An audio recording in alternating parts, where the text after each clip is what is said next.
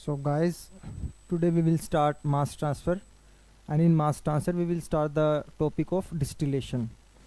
So distillation एक बहुत ही chemical engineering point of view से बहुत बहुत ज़्यादा इंपॉर्टेंट यूनिट ऑपरेशन है। वैसे तो हमारे पास काफ़ी सारे यूनिट ऑपरेशंस हैं, जैसे कि एक्सट्रैक्शन हो गया और एब्जॉर्प्शन हो गया, एडजॉर्प्शन हो गया, स्ट्रिपिंग हो गया, ड्राइंग हो गया, काफ़ी सारे हैं। बट इनमें सबसे इम्पोर्टेंट जो यूनिट ऑपरेशन है वो है डिस्टिलेशन। इम्पोर्टेंट तो सारे हैं बट ये इसे किंग कहा जाता है यूनिट ऑपरेशंस का। क्यों कहा जाता है? क्योंकि जो हमारी बड़ी बड़ी इंडस्ट्रीज है, जैसे कि पेट्रोलियम इंडस्ट्री होगी, उसमें इसका बहुत एक्सटेंसिव यूज़ किया जाता है। ठीक है ना, ये बेसिस है उनकी इंडस्ट्रीज़ का। ठीक है ना, क्योंकि जब क्रूड ऑयल आता है तो क्रूड ऑयल के बाद जब उसमें पहले सल्फ़र एक्सट्रैक्ट करके, सल्फ़र के बाद जब अलग अलग कंपोनेंट्स जो सेपरेट करे जाते हैं वो डिस्टिलेशन कॉलम में करे जाते हैं। ठीक है ना, तो इसका बहुत ज़्यादा एक्सटेंसिव यूज़ है बड़ी बड़ी इंडस्ट्रीज़ में। वैसे तो केमिकल की लगभग ऑलमोस्ट सभी इंडस्ट्रीज़ में यूज़ है इसका, बट पेट्रोलियम इंडस्ट्रीज में इसका काफ़ी एक्सटेंसिव यूज़ है। ठीक है, तो ये बहुत एज ए केमिकल इंजीनियर हम सबको डिस्टिलेशन के बारे में नॉलेज होनी चाहिए। ठीक है ना, कहीं भी इंटरव्यू में इसके रिगार्डिंग हमसे पूछ सकते हैं। तो डिस्टिलेशन पूरी केमिकल इंजीनियरिंग का बहुत one of the most important topic है। ठीक है ना, तो डिस्टिलेशन होता क्या वैसे, कैसे ये यूनिट ऑपरेशन अलग अलग और यूनिट ऑपरेशन से डिफर करता है। जैसे कि एक्सट्रैक्शन है, एक्सट्रैक्शन में हमारे पास जो मिक्सचर होता है, वो जो सेपरेशन होता है, जो कि रेफरेंट और एक्सट्रैक्ट के थ्रू हम उसको सेपरेट करते हैं, तो वो क्या करते हैं, दोनों लिक्विड फेज होते हैं और लिक्विड फेज में ही आपस में एक दूसरे में सेपरेशन होता है। ठीक है ना, एक फेज से दूसरे फेज में, लिक्विड फेज में चला जाता है। पर इसमें क्या होता है कि वो सेपरेशन होता है क्यों एक्सट्रैक्शन में? वो सोल्यूबिलिटी के कारण होता है कि हम एक लिक्विड ऐसा लेते हैं साथ में कि जिसमें जो वो सोल्यूट है, जो हमारे मेन लिक्विड है, जिससे हमने उस सोल्यूट को एक्सट्रैक्ट करना है, हम इस टाइप का लिक्विड यूज़ करते हैं कि जो हमारा सोल्यूट है वो उस वाले लिक्विड में सोल्यूबल होगा ईजीली। ठीक है ना, तो सोल्यूबिलिटी के बेसिस पे एक्सट्रैक्शन में होता है। इसमें क्या होता है? पर इसमें होता है based on the boiling point.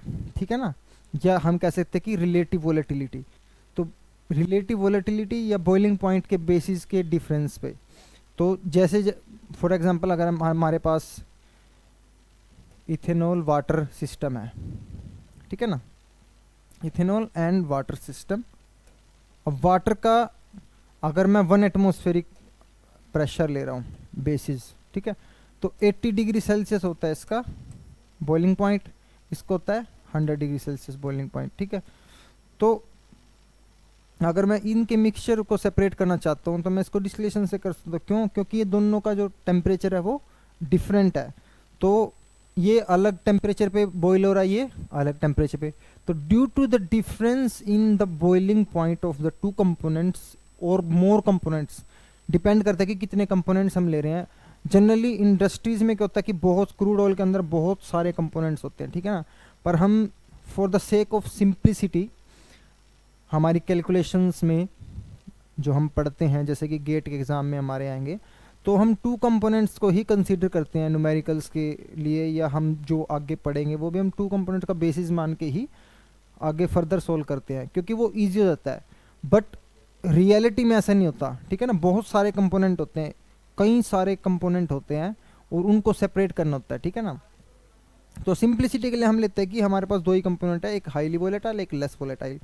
तो अब अगर हम ये क्वेश्चन करें कि इनमें से कौन सा हाईली वोलेटाइल है, कौन सा लो वोलेटाइल है, तो वोलेटिलिटी का मतलब है कि कोई भी कंपोनेंट कितनी जल्दी इवेपोरेट हो जा रहा है। ठीक है ना, कितनी जल्दी कोई कंपोनेंट इवेपोरेट हो जा रहा है वो इसकी वोलेटिलिटी को बताता है।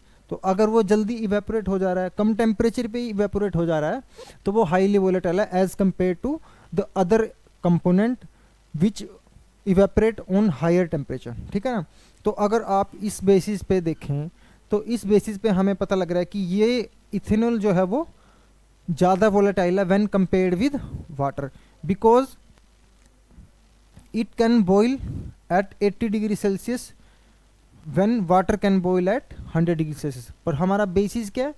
जब हमारा प्रेशर क्या है? 1 एटमॉस्फेरिक। ठीक है ना, तो इसमें हाईली वोलेटाइल कौन है? ये वोलेटाइल है। ठीक है ना, ये वोलेटाइल है व्हेन कंपेयर्ड विद वाटर, ठीक है ना। अब डिपेंड कर देगी किसके कंपैरिजन में कर रहे हैं हम, ठीक है। तो अगर हम दोनों कंपैरिजन में करें तो ये ज़्यादा वोलेटाइल है, ये लेस वोलेटाइल है। इसको हम ये नहीं कहेंगे नॉन वोलेटाइल, ये कहेंगे this is less volatile as compare to ethanol, ठीक है। तो डिस्टिलेशन में क्या करते हैं हम, सेपरेशन कैसे करते हैं, based on the difference in the boiling point of the two components, ठीक है। तो जितना ज़्यादा बॉइलिंग पॉइंट का डिफरेंस होगा उतना ही ईजी होगा सेपरेशन करना, ठीक है। तो एक बार हम देखते हैं कि डिस्टिलेशन कॉलम दिखता कैसा है, क्योंकि सबसे ज़्यादा यूज़ होने वाला यूनिट ऑपरेशन है डिस्टिलेशन, इसे किंग भी कहा जाता है कि this is the king of the unit operations. अब डिस्टिलेशन किस किस में करते हैं हम, डिस्टिलेशन हम मल्टी ट्रे कॉलम में भी करते हैं, पैक्ड बेड कॉलम में भी करते हैं। पैक्ड बेड कॉलम में कब करते हैं, जब हमारी प्रेशर की कंडीशंस, ठीक है ना, जो हैं वो ज़्यादा वेरी कर रहे हैं, ठीक है ना। जो इसका मतलब यह है कि प्रेशर की कंसिडरेशन अगर है, अगर प्रेशर का भी इफेक्ट ज़्यादा पड़ रहा है तो फिर हम पैक्ड बेड कॉलम भी यूज़ करते हैं, ठीक है। अब तो वैसे ज़्यादा आजकल पैक्ड बेड कॉलम का भी काफ़ी यूज़ होने लगा, क्योंकि जो पैकिंग्स आती हैं वो ज़्यादा स्ट्रक्चर्ड होती हैं, ठीक है ना, मतलब अच्छे से जो मतलब एफिशिएंट पैकिंग्स होती हैं। अब क्योंकि जैसे जैसे एडवांसमेंट होता जा रहा है टेक्नोलॉजी में, तो पैकिंग्स की भी क्वालिटी बढ़ती जा रही है, ठीक है ना। जैसे जैसे क्वालिटी बढ़ती जा रही है तो पैक्ड बेड कॉलम को भी प्रेफर किया जा रहा है आज के टाइम में, ठीक है। तो डिस्टिलेशन कॉलम हमारा कैसा दिखता है, डिस्टिलेशन कॉलम, इसको मैं एक बार हटा देता हूँ। तो डिस्टिलेशन कैसा होता है हमारा डिस्टिलेशन कॉलम, ये हमारा एक डोम की तरह होता है, ऐसे लाइक दिस। इसमें यहाँ पे हमारी ट्रेज होती हैं,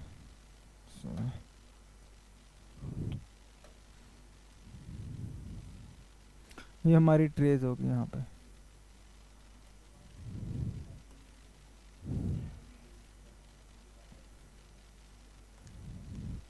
ये हमारा यहाँ पे फीड आ गया, ठीक है। ये हमारा यहाँ से रेजिड्यू निकल गया,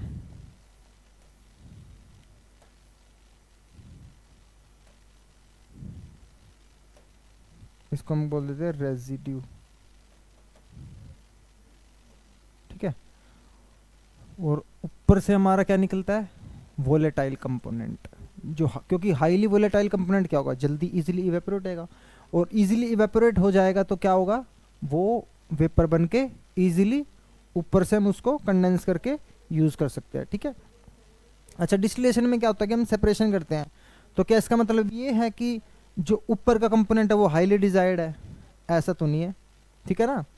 दोनों भी डिजायर हो सकते हैं, बट हम क्या करें कि हमारे पास दो कंपोनेंट का मिक्सचर है, हमें दोनों को सेपरेट करना है, ठीक है ना। तो पर हमें डिज़ायर तो कोई भी हो सकता है, ए भी हो सकता है, बी भी हो सकता है, लो वोलेटाइल वाला भी हो सकता है और हाई वोलेटाइल वाला भी हो सकता है। तो कौन सा डिज़ायर है वो अकॉर्डिंगली हम उसको यूज़ कर सकते हैं, दोनों भी डिज़ायरेबल हो सकते हैं। तो इसका मतलब ये नहीं है कि कोई ऊपर से जा रहा है तो इसका मतलब वो हाईली डिज़ायरेबल है, ठीक है ना। डिज़ायरेबल दोनों भी हो सकते हैं, ठीक है ना। तो ये हमारा टोटल कंडेंसर हो गया, इसको भी हम आगे डिस्कस करेंगे कि why total condenser not, why not partial, और कब पार्शियल यूज होगा। थोड़ा अरे यार,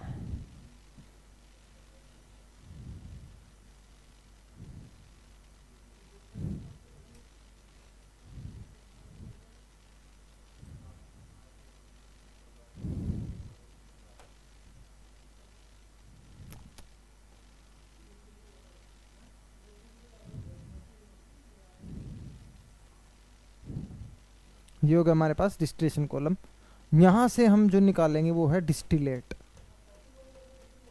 ये क्या होगा, डिस्टिलेट, मतलब कि ये डिस्टिलेट जो होगा हमारा हाईली वोलेटाइल कंपोनेंट ज़्यादा होगा यहाँ पे, और यहाँ पे क्या होगा, लो वोलेटाइल कंपोनेंट होगा यहाँ पे ज़्यादा, ठीक है।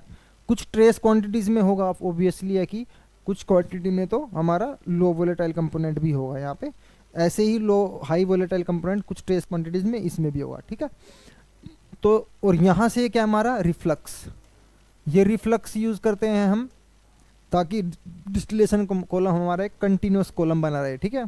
और ये क्या है, यहाँ से ये रिबॉयलर है। रिबॉयलर क्या काम करता है, जब हमारा यहाँ से फीड आता है, फीड आने के बाद वो डिपेंड करता है कि फीड कैसा है हमारा, फीड कैसा है, सैचुरेटेड लिक्विड है, सुपर हीटेड वेपर है, ठीक है, या सैचुरेटेड वेपर है, या सब कूल्ड लिक्विड है, ये mixture of vapour and liquid है, ठीक है, उसके ऊपर डिपेंड करता है। अगर फॉर एग्जांपल हम सैचुरेटेड लिक्विड ले रहे हैं, तो अगर मैं लिक्विड फीड को यहाँ से इंसर्ट कर रहा हूँ एज ए फीड, तो लिक्विड वेपर क्या होगा, सारा का सारा लिक्विड नीचे जाएगा, पहले यहाँ से जाएगा। ये हमारा जो स्पेस है, ये डाउन कमर, इसे हम कहते हैं डाउन कमर एरिया। और यहाँ पे क्या होता है ना, इनमें छोटे छोटे होल होते हैं प्लेट्स में। अगर इस प्लेट्स का मैं ऐसे अपर व्यू यहाँ से दिखाता हूँ, तो ये प्लेट कैसी होंगी, ऐसी होगी, ऐसा कट होगा ये, जैसे ये कटा ना, इस टाइप से होगी ये, ठीक है ना। तो इसमें होल्स होंगे यहाँ पे, ठीक है। तो नीचे से स्टीम आएगी, नीचे से स्टीम आएगी ऐसे, और इन होल में से निकलेगी, और इसके ऊपर लिक्विड होता है यहाँ पे सारी जगह, ठीक है ना। ये लिक्विड कौन सा होगा, ये जो फीड है, ठीक है ना। ये फीड सब मैं बताऊंगा रिफ्लक्स से कैसे आएगा।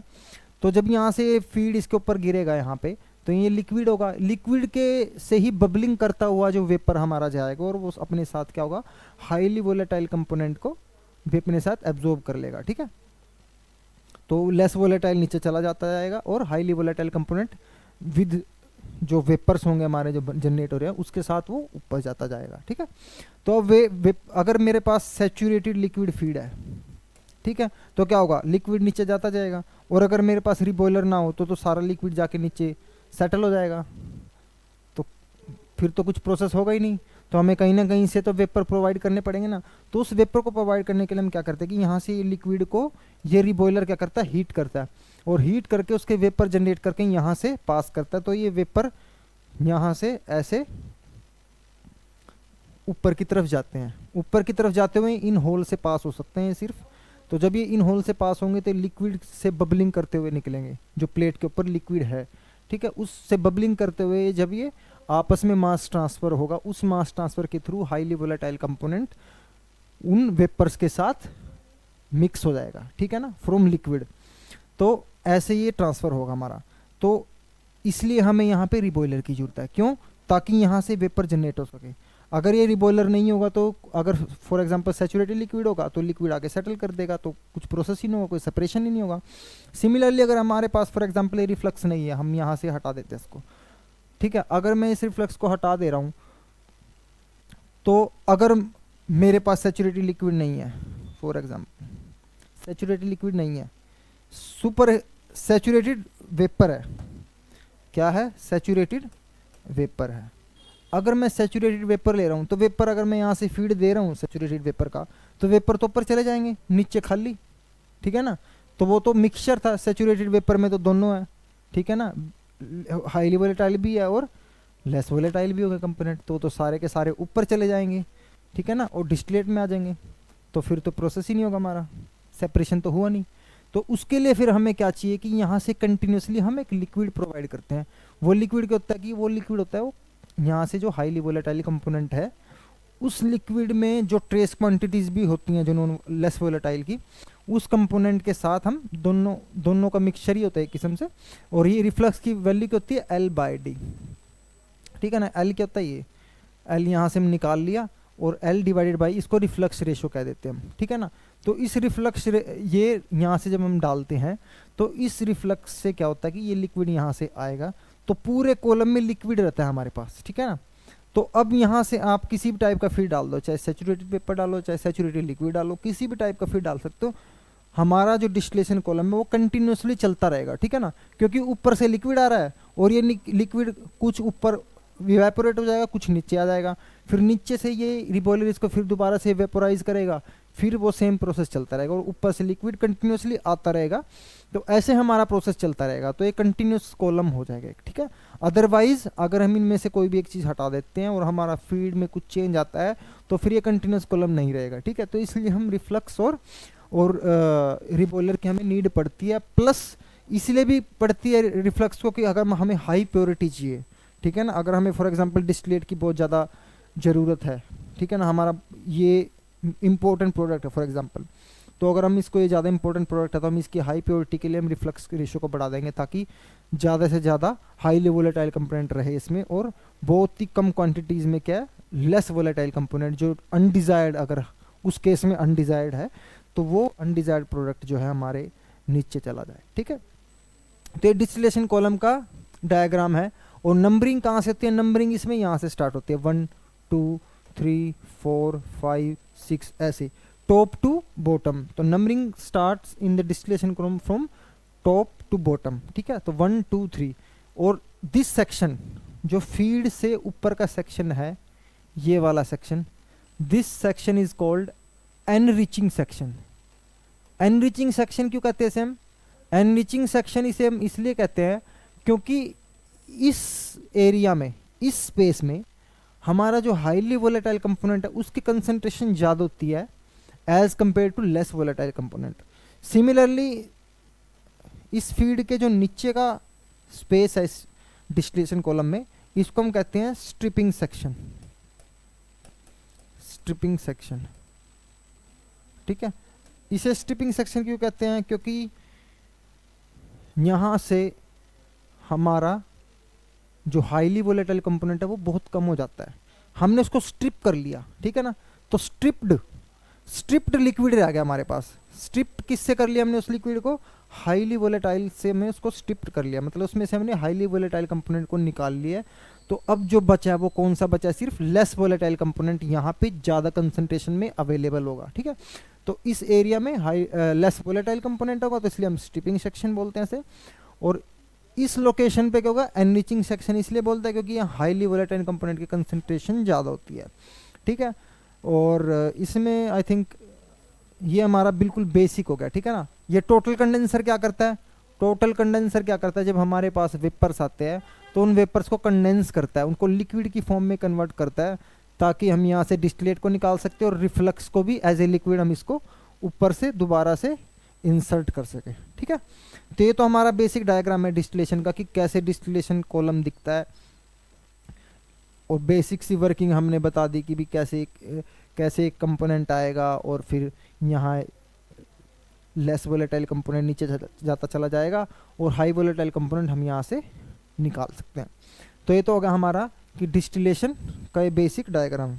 इसे हम फ्रैक्शनेटर भी कहते हैं, डिस्टिलेट इसको क्या कहते हैं हम, फ्रैक्शनेटर भी कह सकते हैं, फ्रैक्शनेटर। अच्छा, अगर हम अब क्वेश्चन करते हैं कि डिस्टिलेशन कॉलम का डिग्री ऑफ फ्रीडम क्या होगा, तो डिग्री ऑफ फ्रीडम क्या होता है, एक बेसिक फॉर्मूला हमने शुरू से हमेशा से पढ़ा है कि डिग्री ऑफ फ्रीडम का फॉर्मूला क्या होता है कि कंपोनेंट्स माइनस फेजेस प्लस 2। ये बेसिक है, वैसे तो इसमें और भी कई चीज़ें ऐड हो जाती है कि इक्वेशंस वगैरह। मैं बिल्कुल बेसिक फॉर्मूले की बात करूं कि अगर हम इस फॉर्मूले का यूज़ करते हैं तो इस फॉर्मूले में हमारे पास, अगर हमने, क्योंकि मैंने भी बताया कि हम दो कंपोनेंट को कंसीडर करेंगे अपने पूरे मास ट्रांसफर में, तो अगर दो कंपोनेंट्स को हम यहाँ पे कंसीडर कर रहे हैं और फेज़ कितने हमारे पास, लिक्विड और वेपर, तो 2 फेज़ हो गए प्लस 2, तो इज इक्वल्स टू 2 आ गया। तो इसका मतलब क्या होता है कि अगर degree of freedom is positive, that means कि हमारा जो सिस्टम है, सिस्टम में इसको हम ऐसे देख सकते हैं कि जैसे हम मैथ की इक्वेशन सोल्व करते हैं, मैथ की इक्वेशंस में क्या होता है कि मोस्ट ऑफ द टाइम क्या होता है कि हमारे पास इक्वेशंस कम होती हैं, वेरिएबल्स ज़्यादा होते हैं। ठीक है ना, इक्वेशंस कम होती हैं, जैसे कि मैं एग्जांपल ले लेता हूँ कि x plus y is equals to 15। ठीक है, अब मेरे पास ये इक्वेशन है। ठीक है, अब अगर मेरे पास ये इक्वेशन है तो मैं इसको कैसे सोल्व कर सकूँ, मैं इसको सोल्व कर ही नहीं सकता ऐसे तो। ठीक है ना, अगर मेरे को y की वैल्यू ना पता हो तो मैं x की वैल्यू निकाल ही नहीं सकता मेरे को। अगर तो इसका मतलब है कि मेरे पास 2 वेरिएबल है यहाँ पे, पर इक्वेशन एक है। ठीक है, तो इस केस में यही चीज़ हमें डिग्री ऑफ फ्रीडम बताता है। तो इसका मतलब है कि इसकी डिग्री ऑफ फ्रीडम क्या है, +1। तो डिग्री ऑफ फ्रीडम हमें क्या बताता है कि हमें जितना भी हमारा डिग्री ऑफ फ्रीडम होगा प्लस में, इसका मतलब है कि हमें उतनी 2 चीज़ें यहाँ पे अगर इस केस में देखूँ मैं तो दो चीज, कोई भी दो सिस्टम की हमें ऐसी प्रॉपर्टी को डिफाइन करना पड़ेगा, सिस्टम की कोई भी ऐसी इंफॉर्मेशन हमें रिक्वायर्ड होगी जिसको स्पेसिफाई करके या फाइंड आउट करके ही हम उसको आगे फर्दर सोल्व कर सकते हैं, अदरवाइज हम उसको सोल्व नहीं कर पाएंगे। जैसे कि यहाँ पे अगर मेरे को x या y किसी भी एक की वैल्यू ना पता लगे तो मैं दूसरे की वैल्यू निकाल नहीं सकता, ठीक है ना। तो इसलिए मेरे को कोई ना कोई स्पेसिफाई करना पड़ेगा। तो मान लो मैं x को 2 डाल देता हूँ तो ऑटोमेटिकली मेरे पास y की वैल्यू आ जाएगी, ठीक है।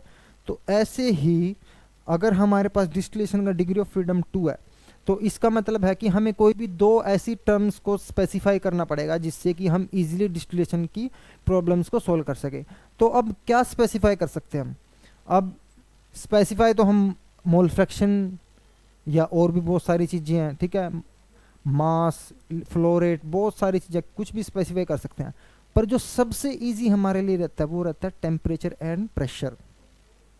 मोल फ्रैक्शन, जैसे कि अगर मैं इंडस्ट्रीज के टर्म में बात करूं कि अगर क्रूड ऑयल आ रहा है तो उसका मोल फ्रैक्शन हम चेंज नहीं कर सकते, क्योंकि वो तो जैसा भी क्रूड ऑयल निकलेगा वैसा का वैसा रहेगा, ठीक है ना। वो तो फिर जो चेंज आएगा वो तो डिस्टिलेशन के अंदर आएगा। हम तो पहले की बात कर रहे हैं कि हम स्पेसिफाई क्या करें। तो अब जो मोल फ्रैक्शन आ रहा है, ठीक है, हम उसको चेंज नहीं कर सकते ऐसे तो, ठीक है। अब फ्लो रेट भी चेंज कर सकते हैं, बिल्कुल कर सकते हैं, अलग अलग फ्लो रेट कर सकते हैं, बिल्कुल कर सकते हैं। पर जो सबसे ईजी रहता है, ठीक है ना, ईजीनेस देखने में और इकोनॉमिक्स देखनी है, ठीक है ना। इंडस्ट्रीज में सेपरेशन भी देखा जाता है, पर सेपरेशन के साथ साथ प्योरिटी के साथ साथ ये भी देखा जाता है कि इकोनॉमिक्स, क्या इकोनॉमिक्स हमें अलाउ कर रही है, कहीं ऐसा तो नहीं है कि हम खर्च ज़्यादा कर रहे हैं और प्रॉफिट कम हो रहा है, ठीक है ना। तो इस बेसिस पे जो हमारे दो चीज़ों को हम स्पेसिफाई करते हैं वो होता है टेम्परेचर एंड प्रेशर, क्योंकि इसको हम इजीली कर सकते हैं, ठीक है ना। टेम्परेचर क्या, हमें क्या करना है, हीट देनी है उसको, सिंपली हमने हीटर ऑन किया या स्टीम ऑन किया, जिस टाइप से भी हम उसको हीट देना चाह रहे हैं हम उसको ऑन कर सकते हैं और टेम्परेचर को इंक्रीज या डिक्रीज कर सकते हैं, ठीक है। और सिमिलरली प्रेशर भी हम इंक्रीज कर सकते हैं, बढ़ा सकते हैं और घटा सकते हैं। तो ये बहुत सिंपल टर्म्स होती है, मतलब टेम्परेचर एंड प्रेशर, जिसको हम इजीली बढ़ा और घटा सकते हैं। तो हम क्या करते हैं कि टेम्परेचर और प्रेशर को स्पेसिफाई कर सकते हैं और इनको स्पेसिफाई करके हम फर्दर डिस्टिलेशन की प्रॉब्लम्स को सॉल्व कर सकते हैं। तो अगर मैं टेम्परेचर एंड प्रेशर को स्पेसिफाई करते हुए अगर हम फर्दर मूव करें तो इसके बाद हमारा आता है टी एक्स वाई डायग्राम और पी एक्स वाई डायग्राम। अब अगर टी एक्स वाई डायग्राम की बात करें तो इसका मतलब है कि हम किसी एक पर्टिकुलर प्रेशर को स्पेसिफाई कर दे रहे हैं कि हाँ भाई, मैं for example pressure equal P equal to 1 atmospheric पे मैंने प्रेशर को कांस्टेंट कर दिया। अब मैं टी और एक्स वाई इन तीनों का वेरिएशन देखना चाहता हूँ, ठीक है। प्रेशर मैंने कांस्टेंट कर दिया तो मैं T x y diagram plot करूंगा। सिमिलरली अगर मैं पी एक्स वाई डायग्राम बनाना चाहता हूँ तो मेरे को क्या करना पड़ेगा, किसी भी एक टेम्परेचर को स्पेसिफाई करना पड़ेगा। फॉर एग्जांपल मैं अगर 50 डिग्री सेल्सियस टेम्परेचर स्पेसिफाई करता हूँ या 100 डिग्री टेम्परेचर स्पेसिफाई करता हूँ तो उस स्पेसिफिक टेम्परेचर पे pressure x mole fraction and y vapour phase mole fraction का क्या वेरिएशन होगा वो हम प्लॉट कर सकते हैं, ठीक है। तो अभी हम क्या स्टार्ट करेंगे, टी एक्स वाई डायग्राम, कि हमारा टी एक्स वाई डायग्राम क्या होता है, कैसे हम उसे प्लॉट करते हैं।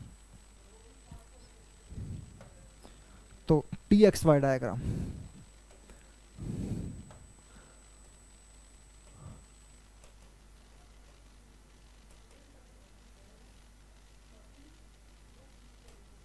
T x y diagram. तो टी एक्स वाई डायग्राम में अगर फॉर एग्जांपल मैंने प्रेशर को 1 एटमॉस्फेरिक ले लिया, क्योंकि टी एक्स वाई डायग्राम अगर मुझे प्लॉट करना है तो मुझे प्रेशर को स्पेसिफाई करना पड़ेगा। बट आप देख सकते हैं कि ट्रिपल बुक मास ट्रांसफर की, उसमें एक 3D डायग्राम आपको दिखेगा डिस्टिलेशन में। वो डायग्राम क्या है कि उसको ना प्रेशर टेम्परेचर एक्स वाई चारों का इकट्ठा बना रखा है, वो 3D डायग्राम है। तो अगर आप प्रेशर को भी वेरी कर रहे हो, टेम्परेचर को भी at a time very same time पे वेरी कर रहे हो तो फिर एक 3D डायग्राम हमारा बनता है, ठीक है ना। तो वो भी आप देख सकते हो कि कैसे वो डायग्राम बना हुआ है, ठीक है। तो अगर मैं किसी प्रेशर को स्पेसिफाई कर दे रहा हूँ कि मैं एक 1 एटमॉस्फेयर को कंसीडर कर रहा हूँ तो हमारा टी एक्स वाई डायग्राम कैसा दिखता है, वो ऐसा दिखेगा।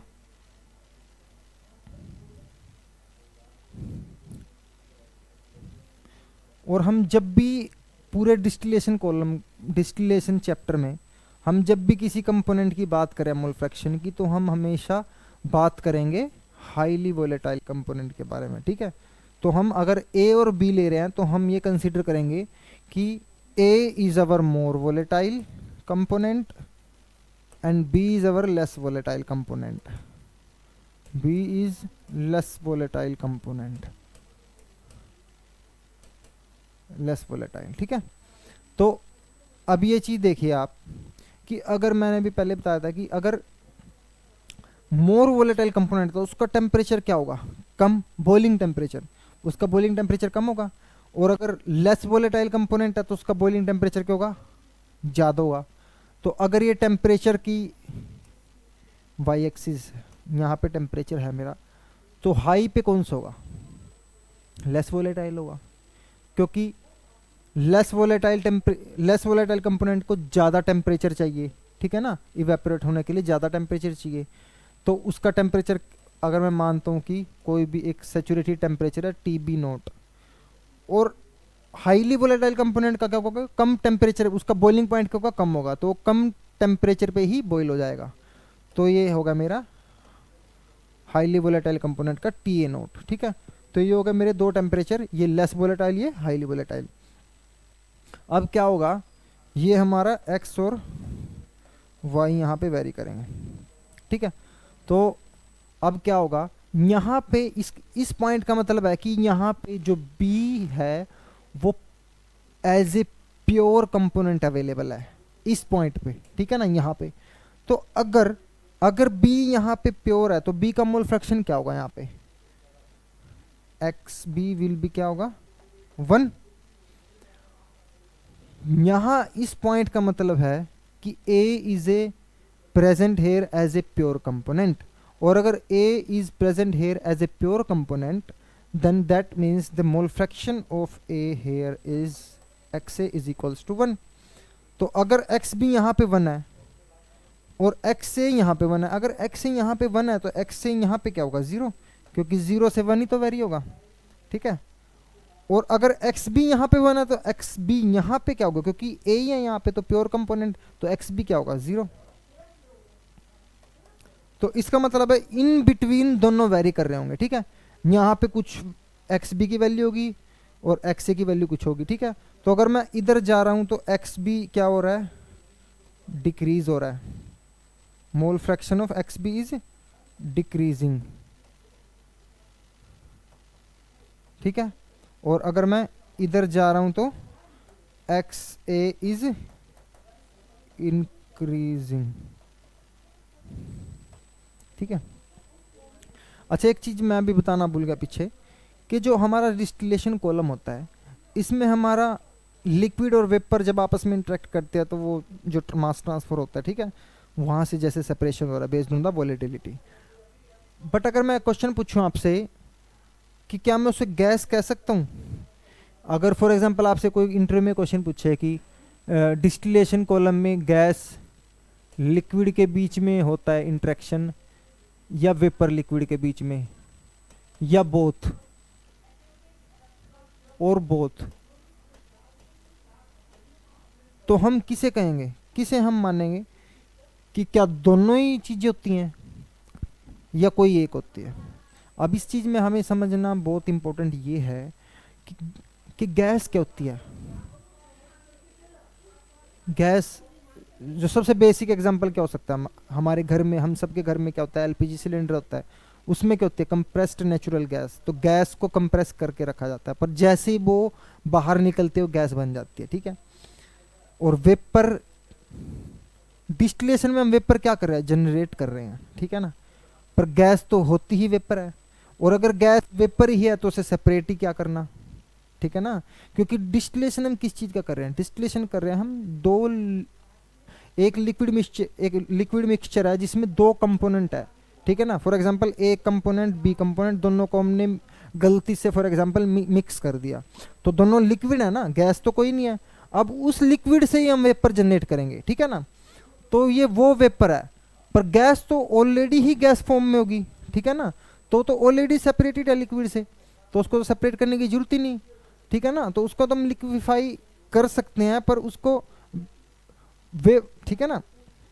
तो गैस को हम क्या कर सकते हैं, लिक्विफाई तो कर सकते हैं बिल्कुल, क्योंकि हमारे घर में जो एलपीजी सिलेंडर होता है उसमें लिक्विड फॉर्म में होती है वो, ठीक है, बिल्कुल लिक्विफाई कर सकते हैं। पर लिक्विफाई करने के लिए तो हमें बहुत ज़्यादा हाई प्रेशर चाहिए, पर हमें तो लिक्विफाई करना ही नहीं ना, ठीक है ना, हमें तो उसको इवेपोरेट करना है। तो इसलिए हम यहाँ पे गैस लिक्विड कभी भी यूज़ नहीं करेंगे, ये गलत होगी टर्म। डिस्टिलेशन में क्या यूज़ करते हैं हम, वेपर एंड लिक्विड, ठीक है ना, क्योंकि गैसेस तो, गैस का मतलब ही है कि वो गैस फॉर्म में ही अवेलेबल होगी, ठीक है ना, ठीक है ना, नेचुरल मतलब नेचुरली वो अवेलेबल होगी किसमें, गैसियस फॉर्म में, ठीक है। तो गैस को हम लिक्विफाई तो कर सकते हैं, ठीक है ना, और वेपर को क्या कर सकते हैं हम, कंडेंस कर सकते हैं। कैसे कंडेंस कैसे होता है, टेम्परेचर चेंज करके। जैसे अब आपने देखो कि वाटर, कोई ठंडे पानी की बोतल होती है, अगर हम उसको रख दें थोड़ी देर के लिए, तो इन्वायरमेंट से जो जो वाटर ड्रॉपलेट्स हैं उसके बाहर एक्यूमुलेट हो जाती हैं, तो वो क्या होता है, कंडेंसेशन हो गया, ठीक है ना। पर क्या गैस, जो नाइट्रोजन गैस है, क्या वो भी आ गई, वो तो नहीं आई ना, वो तो वही अभी भी इन्वायरमेंट में ही है, ठीक है ना। तो वेपर्स तो कंडेंस हो गए, तो वेपर को तो हम कंडेंस कर सकते हैं, पर गैस को कंडेंस नहीं कर सकते। गैस को लिक्विफाई किया जा सकता है, ठीक है ना, कंडेंस नहीं किया जा सकता गैस को, हम उसे क्या कहेंगे कि गैस को लिक्विफाई किया जा सकता है, वेपर को हम कंडेंस कर सकते हैं, ठीक है ना। तो हम कंटिन्यू करते हैं अपना डिस्कशन। तो यहाँ हमारा ये लेस वोलेटाइल कंपोनेंट हो गया, ये मोर वोलेटाइल कंपोनेंट हो गया। तो अब ये हमारा, ये वेपर डोम कैसे कर रहा है, अगर आपने थर्मोडायनेमिक्स में हमारे एक ग्राफ हम प्लॉट करते हैं, पीवी डायग्राम, जिसमें ऐसे ये होते हैं, ये जो डोम है ये इसी चीज को शो कर रहा है बस, ठीक है ना। अब इसके बीच में कुछ नहीं है, ये जस्ट ये दिखाने के लिए है, अभी जैसे हम पढ़ेंगे आगे, ये सिर्फ ये दिखाने के लिए है कि हाँ भाई यहाँ पे अलग अलग फिनोमेना हो रहा है, यहाँ पे सैचुरेटेड लिक्विड है, यहाँ पे सैचुरेटेड वेपर है, ठीक है ना। इन बिटवीन में कुछ नहीं है, ठीक है ना, सिर्फ डिफरेंस किस चीज़ का, हीट का, ठीक है ना, किसका, लेटेंट हीट का, लेटेंट हीट का डिफरेंस है, पर पॉइंट दोनों सेम है, बस लेटेंट हीट होने के कारण यहाँ पे जो फेज है वो चेंज हो जाते हैं, ठीक है। तो सिमिलरली जैसे ये यहाँ पे ये बना हुआ है ग्राफ, सेम ये चीज़ है, यहाँ पे सैचुरेटेड लिक्विड होता है, यहाँ पे सैचुरेटेड वेपर होता है, जैसे ये वर्क करता है सिमिलरली ये भी वही चीज़ है, ठीक है। तो अब हम क्या करेंगे, ये हमारा इस लाइन को कहते हैं हम bubble point line. Bubble point line क्यों कहते हैं, क्योंकि फर्स्ट बबल क्रिएट होता है।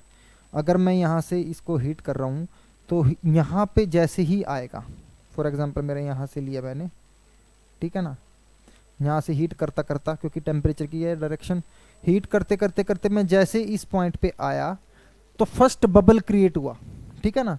फर्स्ट मतलब अब इवेपोरेट होना, वेपोराइजेशन का प्रोसेस स्टार्ट हुआ, तो फर्स्ट बबल क्रिएट हुआ।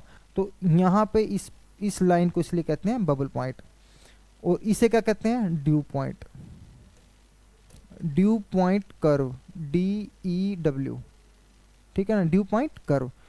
इसे ड्यू पॉइंट कर्व क्यों कहते हैं, कि अगर मैं यहाँ से टेम्परेचर डिक्रीज करते आ रहा हूँ, टेम्परेचर अगर मैं ऊपर से नीचे आ रहा हूँ तो टेम्परेचर डिक्रीज हो रहा है ना, तो अगर टेम्परेचर डिक्रीज हो रहा है तो यहाँ पे क्या होगा, यहाँ पे क्या है, ये क्या है, ये सारे वेपर है, saturated vapour, sorry super heated vapour, ये क्या है, सुपर हीटेड वेपर। ये क्या है यहाँ पे, ये सारा पार्ट सब कूल्ड लिक्विड, सब कूल्ड लिक्विड,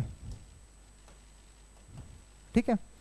तो ये सुपर हीटेड वेपर है, सुपर हीटेड वेपर को मैं जैसे उसका टेम्परेचर डिक्रीज करते जा रहा हूँ तो एक पॉइंट यहाँ पे आएगा, जिस पॉइंट पे आके ये क्या करेगा, फर्स्ट ड्रॉपलेट फॉर्म करेगा, मतलब वेपर से कंडेंस होके वो फर्स्ट जब ड्रॉपलेट फॉर्म करेगा तो उस पॉइंट को कहेंगे हम ड्यू पॉइंट कर्व। तो ऐसे ऐसे करते करते करते करते सारे पॉइंट्स जो हमारे पास सुपर हीटेड वेपर को जब हम कंडेंस करते हैं इस कंसंट्रेशन पे, मतलब यहाँ पे जो मोल फ्रैक्शन है इसके मोल फ्रैक्शन पे, इस मोल फ्रैक्शन पे यहाँ पे होगा कुछ, इस मोल फ्रैक्शन पे, इस मोल फ्रैक्शन पे, इस मोल फ्रैक्शन पे क्या ड्यू पॉइंट है, यहाँ पे होगा, यहाँ पे होगा, यहाँ पे होगा, यहाँ पे होगा। इन सारे पॉइंट्स को मिला के ये हमारा ऐसे ग्राफ बनता है, ठीक है। सिमिलरली ऐसे बबल पॉइंट पे भी हमारा ऐसे ग्राफ बनता है जो कि हम बबल पॉइंट लाइन कहते हैं। ठीक है। अब क्या होगा, अगर मान लो फॉर एग्जांपल मैंने कोई भी एक यहाँ पे पॉइंट लिया, ठीक है, यहाँ पे कुछ कंसंट्रेशन है दोनों की, ए और बी की, ठीक है, तो इस अगर मैं इसे एक्स एफ मान ले रहा हूँ, ठीक है, तो यहाँ पे मैंने ये बनाया, ठीक है, या फिर ऐसे इसको मैंने ले लिया, गलत कर दिया मैंने,